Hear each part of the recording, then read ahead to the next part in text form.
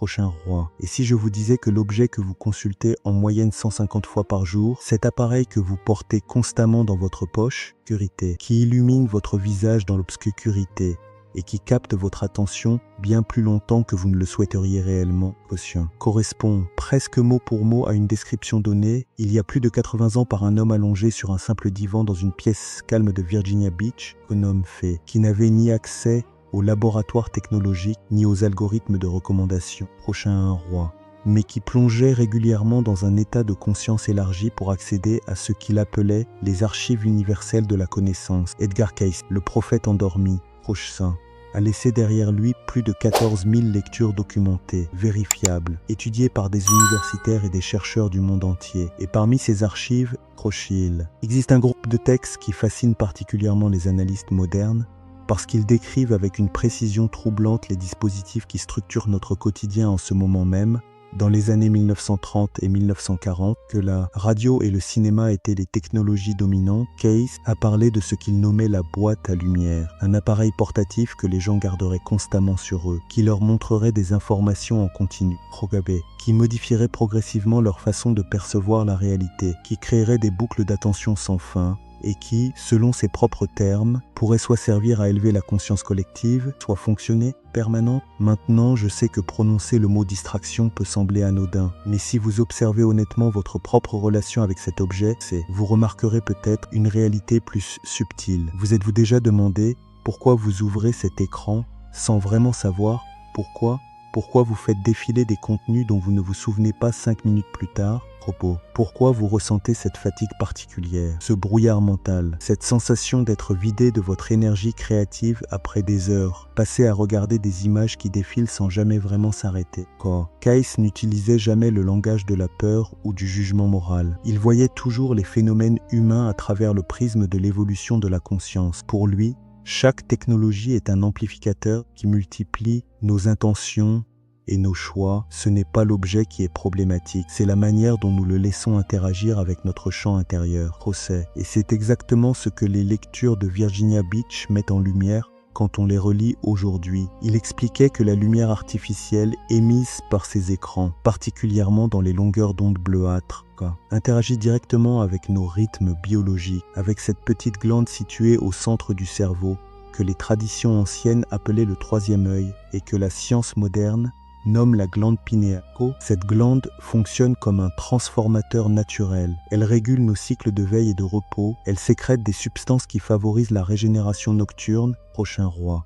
Et quand elle est exposée en continu à des émissions lumineuses artificielles, particulièrement en fin de journée, son fonctionnement se trouve modifié, non pas de manière dramatique, mais de manière progressive insidieuse, ce qui se traduit par un sommeil moins réparateur, une clarté mentale qui met plus de temps à s'installer au réveil, une capacité d'attention qui se fragmente plus rapidement. Et Cayce ajoutait quelque chose de fascinant à cette observation.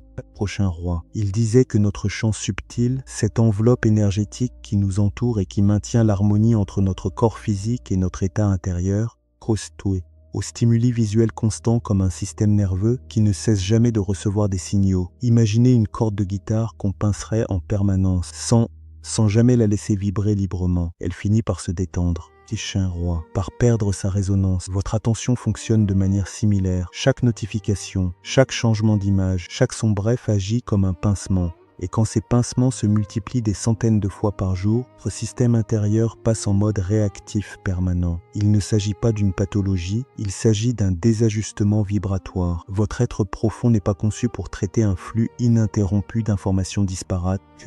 Il est conçu pour se concentrer, pour intégrer, pour créer du sens à partir du silence et de la présence. Et quand on prive l'esprit de ces phases d'intégration, on crée ce que Cayce appelait la dispersion lumineuse, un état où la conscience est éparpillée dans des dizaines de directions simultanées, ce qui se manifeste par cette sensation de fatigue qui ne se guérit pas avec du repos physique, parce que ce n'est pas le corps qui est épuisé, c'est le champ attentionnel qui est saturé.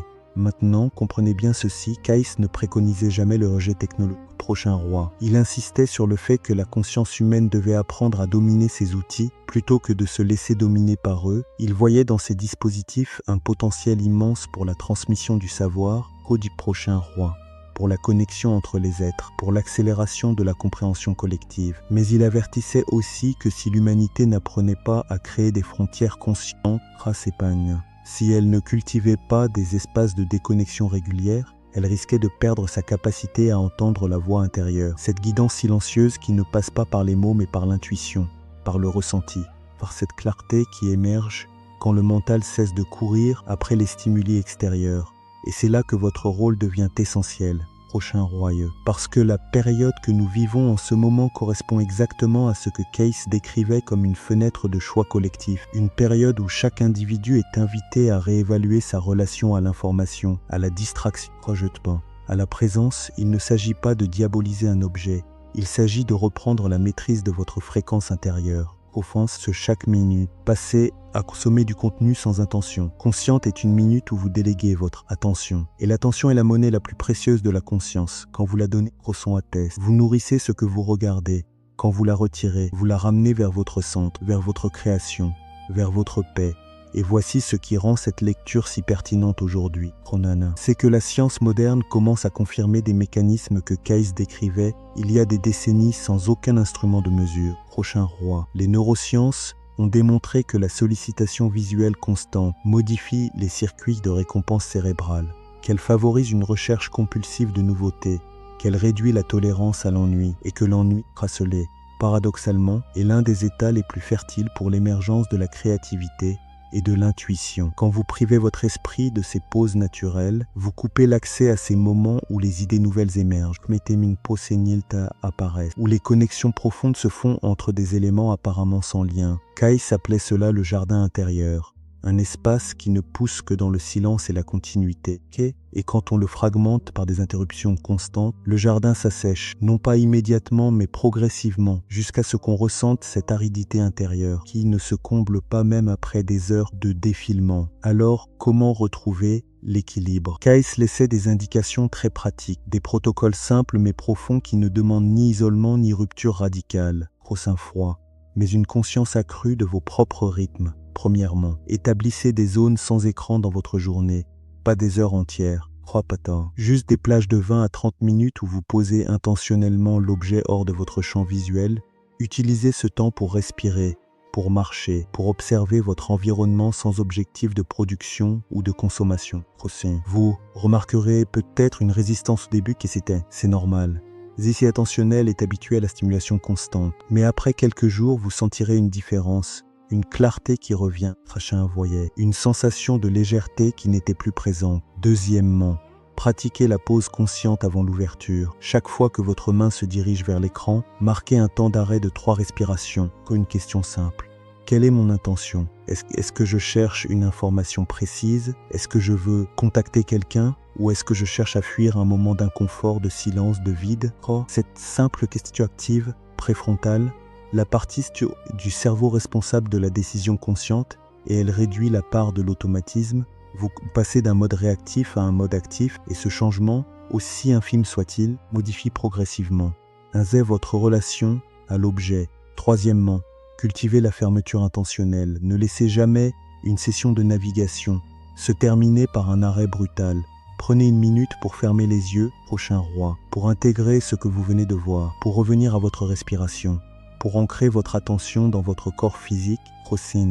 Kais insistait sur le fait que la transition entre les états de conscience est aussi importante que l'état lui-même. Quand on passe brutalement d'un flux visuel intense à une activité physique ou sociale, l'esprit reste fragmenté, il emporte des résidus d'informations du bruit mental. La fermeture intentionnelle agit comme un filtre. Elle permet de digérer, de trier, de libérer ce qui n'est pas utile et de conserver ce qui sert votre croissance.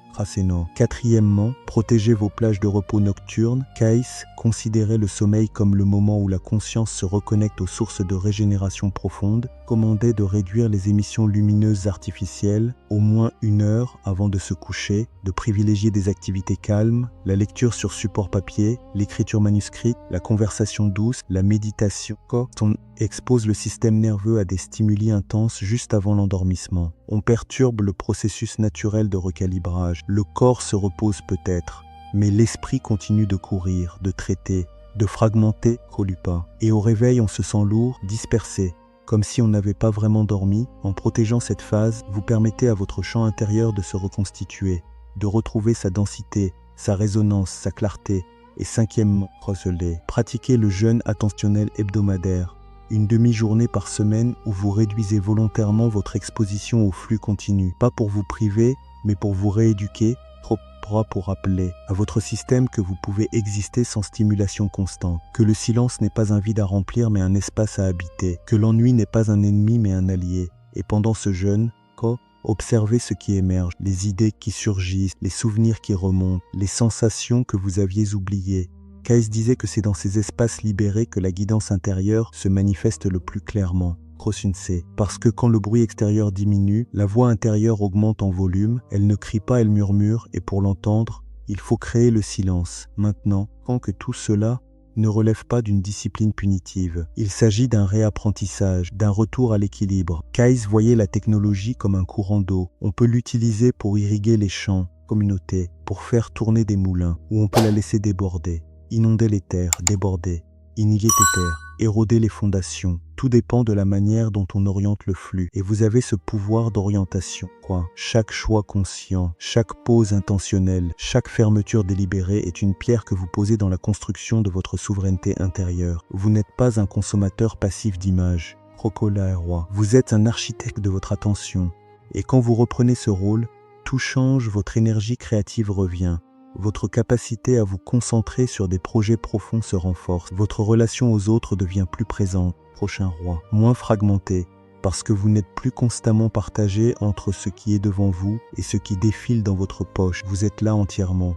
Et cette présence est contagieuse. Elle apaise votre entourage, la qualité des échanges. Elle transforme les moments ordinaires en expériences riches. Et c'est exactement ce que Kais décrivait comme l'utilisation consciente des outils de connexion instruments qui servent à rapprocher les cœurs, à partager la sagesse, à amplifier la beauté, plutôt qu'à éparpiller les esprits, à nourrir la comparaison, à maintenir dans un état de tension permanente.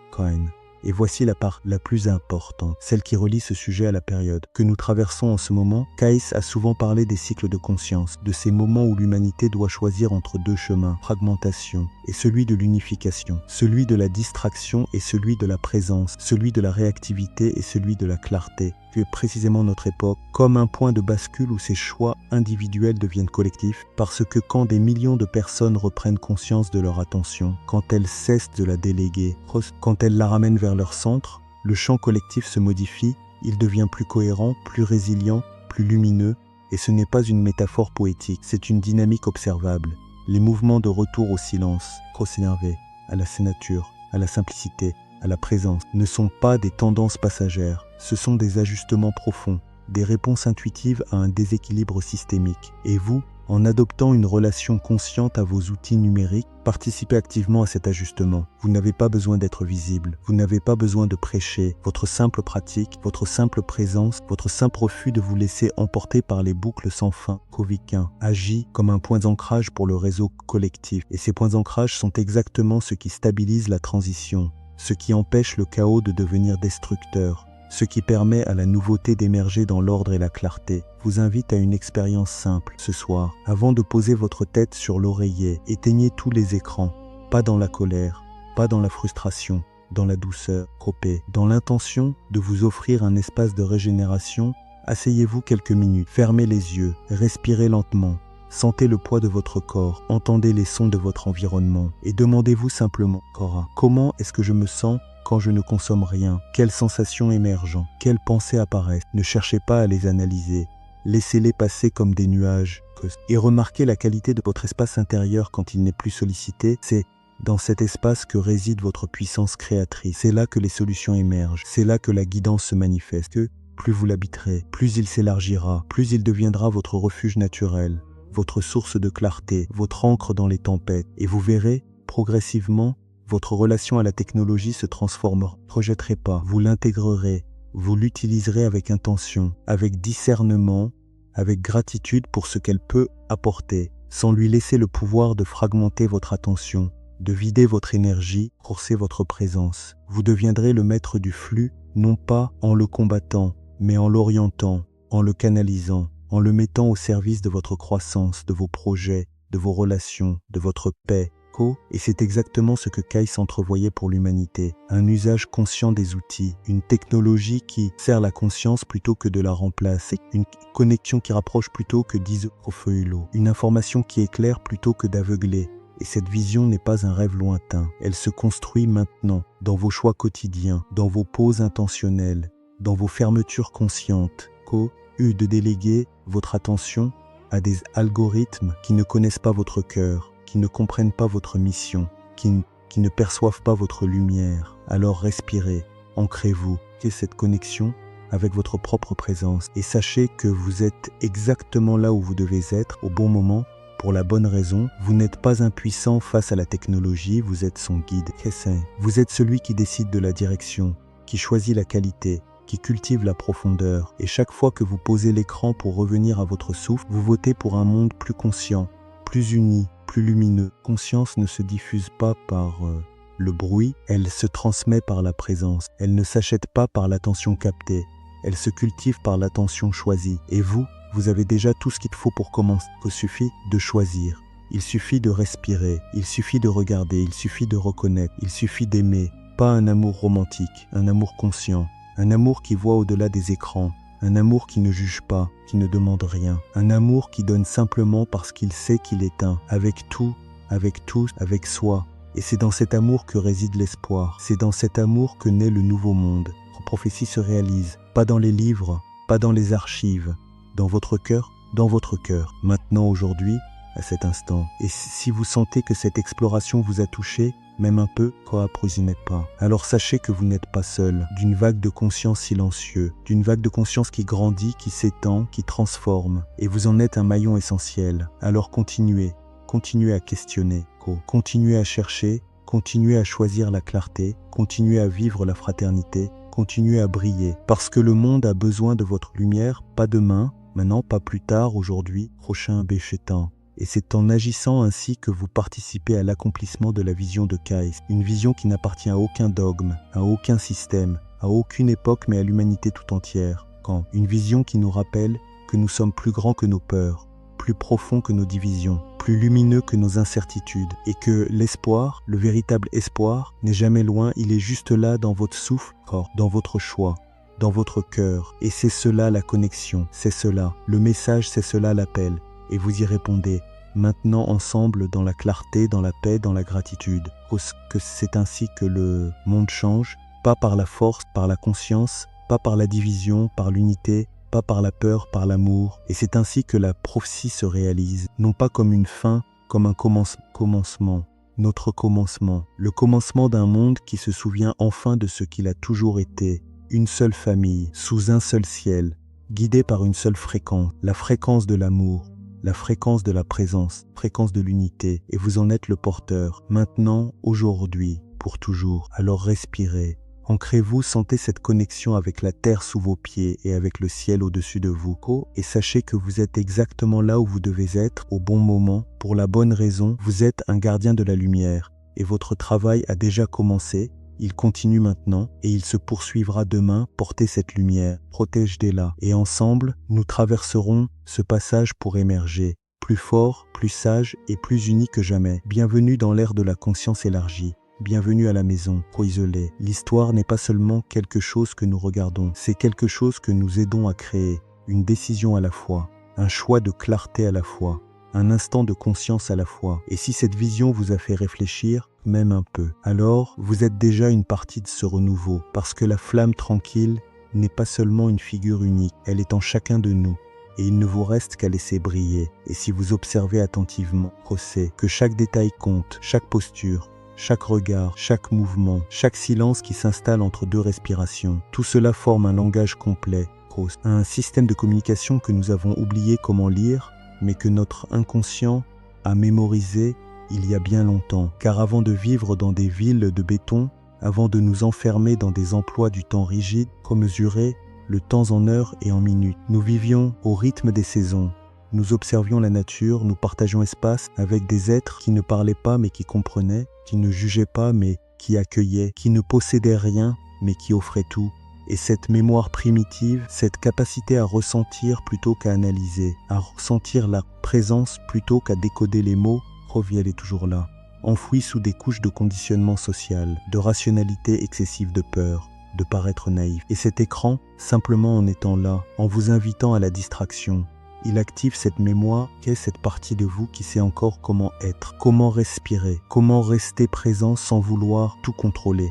Et c'est peut-être cela le véritable cadeau, pas une prédiction, pas une révélation spectaculaire, rappel doux, constant, quotidien, que la connexion existe, qu'elle ne demande rien d'autre que votre attention, que votre ouverture, volonté de laisser tomber les barrières que vous avez construites, sans même vous en rendre compte. Alors la prochaine fois que vous vous sentez submergé par le bruit du monde, par les attentes des autres, ravin roi, par la course sans fin vers un objectif qui semble toujours se dérober, asseyez-vous, fermez les yeux, écoutez, sentez la vibration et souvenez-vous que vous n'avez pas besoin de tout résoudre, vous n'avez pas besoin de tout comprendre, juste besoin d'être présent, d'être connecté, d'être vivant. Et cette pratique, avec sa simplicité absolue, avec sa capacité à exister pleinement dans chaque instant, elle vous montre la voie.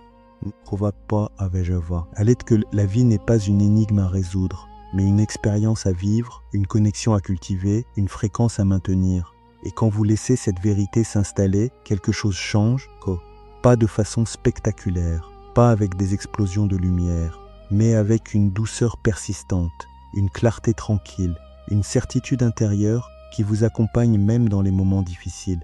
Parce que vous savez, au fond de vous, qu'on n'est jamais seul, que vous êtes soutenu, que vous êtes guidé, que chaque pas que vous faites est accompagné, que chaque choix que vous faites est vu, que chaque instant que vous vivez fait partie d'un dessin plus vaste, plus beau, plus intelligent que ce que votre mental limité peut percevoir cette voix.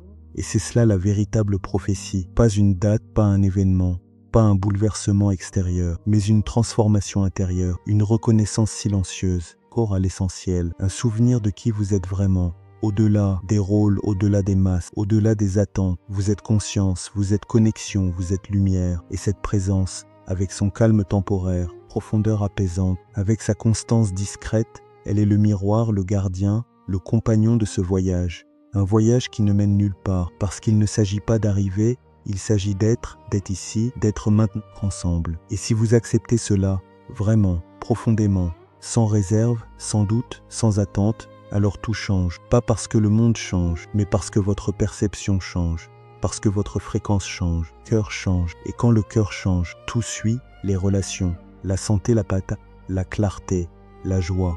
Tout cela émerge naturellement, sans effort, sans lutte, simplement en reconnaissant ce qui a toujours été là, simplement en choisissant de voir, d'écouter, de ressentir, de vivre. Et c'est ainsi que la prophétie se réalise, non pas dans un avenir lointain, mais ici, maintenant, dans votre salon, dans votre cœur, dans votre regard, à vos souffles, dans votre choix.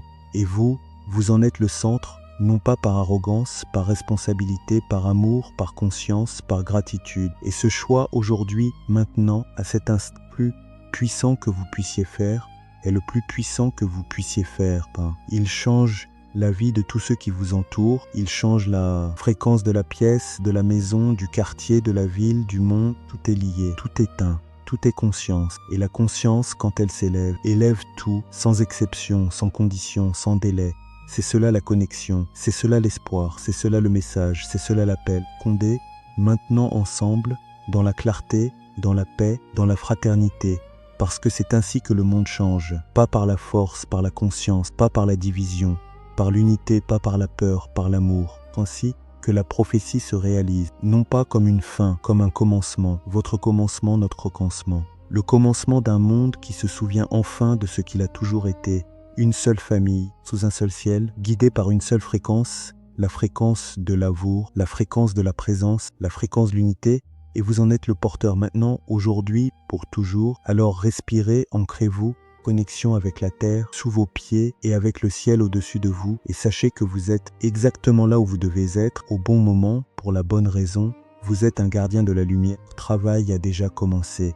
Il continue maintenant, et il se poursuivra demain. Portez cette lumière, partagez-la, protégez-la, et ensemble nous traverserons ce passage pour émerger, plus fort, plus sage, et plus unis que jamais. Prochain roi, bienvenue dans l'ère de la conscience élargie, bienvenue à la maison. Et souvenez-vous, l'histoire n'est pas seulement quelque chose que nous regardons, c'est quelque chose que nous aidons à créer. une décision à la fois, un instant de conscience à la fois. Et si cette vision vous a fait réfléchir, même un peu, alors vous êtes déjà une partie de ce renouveau. Parce que la flamme tranquille n'est pas seulement une figure unique, crotte-nous, et il est en chacun d'eux qu'à laisser briller.